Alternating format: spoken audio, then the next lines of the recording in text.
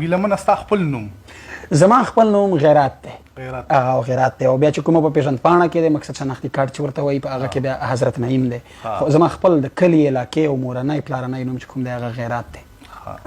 ستاسو شاعرۍ سره تر څومره وخت شو چې تعلق دی؟ زه به ډېر ماشوم وم چې مقصد په هغه وخت کې پیر ماما د وکندي کوچی په دا زمونږ په علاقه کې به د دوی سندرې غږېدې که نه، شین خالې ګل دی په وربل ټومبلی دی، دا سندرې به غږېدې او زمونږ به داسې خړ د لرګو ټیپ ریکارډ ورته ویل، هغه ته به مونږ کینسټې اچولې که نه.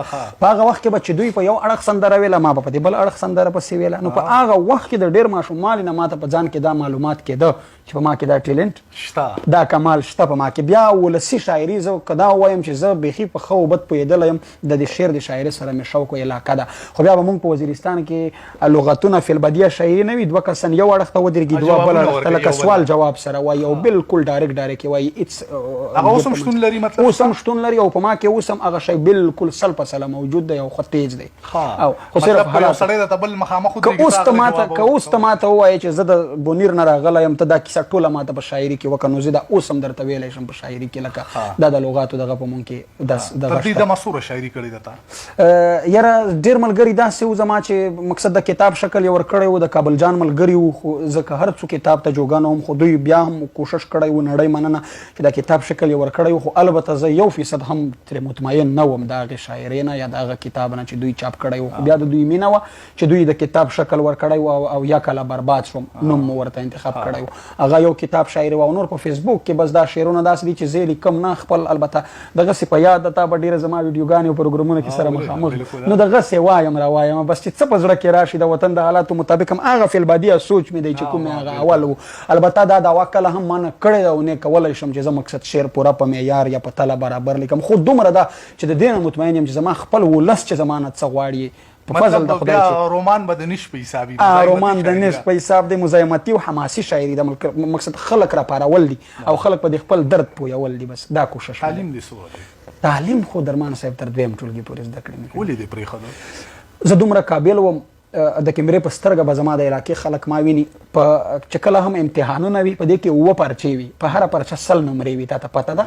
نو ما په 900 کې 900 نمرې اخیستلې د خپل کلي په سکول کې، په دې کې موږ 950 تعداد په ټول سکول کې ښوونځي کې به ما اول پوزیشن حاصلولو. خو بیا مجبوري وه، غربت او زمونږ په علاقه جنگ راغی، بیخي داسې جنګ و چې تور سر یې بلخ په مو د خپلو کورونو او کوڅونه منډې ووهلې. بیا در په در شو، بیا په داسې وخت کې رانه تعلیم پاتې شو ځکه چې زموږ معاشیت کمزوری و، نو ما په خپل معاشیت کې په خپل فامیل باندې فوکس ورکړ. نو زه ډېر په کوچنیوالي مسافر شوم، اول د پنجاب، بیا د سعودي، بیا د بحرین او د دوبۍ. داسې کني زما ډېر شوق و چې ما زده کړې کړې وي، لوړې زده کړې مې کړې. واده دې کړی دی؟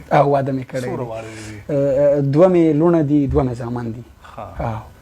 او تا ته دومره خو درته یاد دي چې تا مطلب هغه مطلبي شعر ته چې ته کله راغلی نو کوم غزل دې لیکلی یا څه بل څه داسې؟ یاره زه چې کله هم دغه ته راتلمه دې شاعرۍ ته چې په دا کومه اوس زه پېژندل کېږم که نه په افغان وطن کې، نو هغه چې کله هم نقیب شهید شو د هغې نه وروسته ما دا شاعري د پښتون ژغورنې غورځنګ د سره زما د شاعري همزولتوب دی. دا نوره شاعري خو مې ډېره پخوانۍ ده، تا ته ما وویل. دا هم شاعري په لغاتو کې به ما ډېر حقیقتي بیانونه کول چې کله به په کلي علاقه کوم حالات و هغه به ما په فی البدیه شاعري کې بیانولو. خلک به ترې دومره متاثرېدل. زما یو تره و، هغه اوس نشته، خدای دې وبخښي، هغه به ما ته ویل وایي هلکه چې ته چېرته هغه زمونږ په علاقه کې خو دا کیسه ډېره مشهوره ده، وایي ته چېرته ښه سړی نه وې، وایي ته یو وارې لګیا شې او دا ټوله کیسه د الف نه تر یا پورې په شاعري کې سره راټولوې، د څه کیسه ده. نو خو ډېره وه، خو بیا چې نقیب کله شهید شو په هغه وخت کې اول وار و چې دا غزل ما دغه کړی و. البته مات ګډ خو به وي چې په قربانیو دې د شر فسادنه ما ادا کړه، پښتونه ووایه چې چا دې شکریا ادا کړه، او مشر امام کشران ولاړ دي په اول 2 صف کې، چا چې وژلی هغو دې جنازه ادا کړه. او پرون بازار کې بادار خپل زوی ته قلم واخیستو، زما بچي ته یې د لوبو تماچه ادا کړه. پرون بازار کې بادار خپل زوی ته قلم واخیستو، زما بچي ته یې د لوبو تماچه ادا کړه. نو خلکو د پیر نه قسمه وظیفې اخیستې، خو پښتنو ترې د مرګ ژوبلې وظیفه ادا کړه. داسې څه غزل و چې اول زه راتلم، خو زمانه به اوس لږ لږ هېر وي، خو اول مې د شاعري سټارټ د دې غزل نه اخیستی. دا سلسله داسې روانه وساته، بس شعر اورو دنه، شعر ووایه. ښه وایي پرون یو چا په خوبولو سترګو ست کړی دی، توکل په خدای ما ورته هم د یارۍ نیت کړی. او دا چې پښتون پکې غلام دی دا بیخي نه منم. بالکل دا چې پښتون پکې غلام دی بیخي دا بیخي نه منم. له دې نظام نه مې په کلکه بغاوت کړی دی. واه ډېر ښه شعر دی. دا چې پښتون پکې غلام دی دا بیخي نه منم. له دې نظام نه مې په کلکه بغاوه او ما په تاریخ کې بې له خدایه چاته سر نه دی ټیټ او تا له ازله د بوتانو عبادت کړی. بالکل دی بالکل. ما په تاریخ کې بې له خدایه چاته سر نه دی ټیټ تا له ازله د بوتانو عبادت کړی دی او ما ته چې چا کنځلې وکړلې په ننګه د کام هغو ته هم ما د یووالي خواست وصیت کړی. او ملا صاحب ملک صاحب ګیلې به نه کوم خو تاسې په ژوند چېرته به کام وطن غیرت کړی دی او زه ګیلمنه یاره غټې دعوې نه کوم خو بس په هر حال کې مې د کام وطن خدمت کړی دی. بالکل بېشکه همده ښکاري. بالکل ارشاد. او وایي ګودر لکه پښتون وطن پرې جنگ لکه د دوو پیغلو. د مات سری غزل دی. ګودر لکه پښتون وطن پرې جنگ لکه د دوو پیغلو پښتون څه بې ګناه لکه منګای پکې ماتېږي. او دوران وطن په دید د پښتو متل رایاد شي. دوران وطن په دید د پښتو متل رایاد شي چې چېرته کاڼی ځي د خوار تندی پکې ماتېږي. بېشکه بالکل بالکل. او اسمانه په میشته ځمکه چې چېرته د بم درس شي. اسمانه په میشته ځمکه چې چېرته د بم درس شي د خوارې پښتنې مور کې زړګی پکې ماتېږي. او دا خاوره د حاجي میرزالي خان دیره د واوره د حاجي میرزالي خان دیره د واوره چې نه ځي نو اتمن به د مغزی پکې ماتېږي. بېشکه بالکل. او په وچ پورې لامده سوځي وزیره ګیلمنه چې ګل ماتوي خامخا ازغی پکې ماتېږي. چېرته صادق او چېرته غل دا سمون نه سره خوري. چېرته خوشحال چېرته مغل دا سمون نه سره خوري. بالکل. او وخت لا نور با استحصال زموږ تر څومره کوې زموږ ژړا او ستا خندل دا سمون نه سره خوري. او خیر دی د وابګه په باډر دی خلک ځي او راځي خو په تورخم تلل او راتلل دا سمون نه سره خوري. او خیر دی د وابګه په باډر دی خلک ځي او راځي خو په تورخم تلل او راتلل دا سمون نه سره خوري. یو دوا د قوم ترجمانې د پښتنو شاعر ته دوا د کام ترجمانې د پښتنو شاعر ته چې یادوي شونډې چارګل دا سمون نه سره خوري. او ای ګیلمنه په کلم خپل کام وطن وستایه دا انقلاب او ستا غزل دا سمون نه سره خوري. او پیغلو ورته بیه کړل نتکۍ پېزوان چې ننګ کوي وړکي مات منګي شول نه اوبه ساتي نه ټنګ کوي. بیا ووایه یاره دا پیغلو ورته بیه کړل نتکۍ پېزوان چې ننګ کوي وړکي مات منګي شول نه اوبه ساتي نه ټنګ کوي. او خلکو د پلاني مثال د هغه خړې چرګې دی ټغ ټغ کوي یو ته واګی د بل تر څنګ کوي. بیا ووایه یاره خلکو د پلاني مثال د هغه خړې چرګې دی ټغ ټغ کوي یو ته واګی د بل تر څنګ کوي.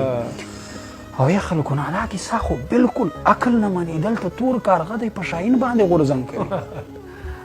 بالکل. نه خلکو نه دا کیسه خو بالکل عقل نه مني. دلته تور کارغه دی په شاهین باندې غورځنګ کوي. یو دې سړي کې څه کمال شته دا چې په کم کې عمر بې له دې دومره ظالمانو سره جنګ کوي.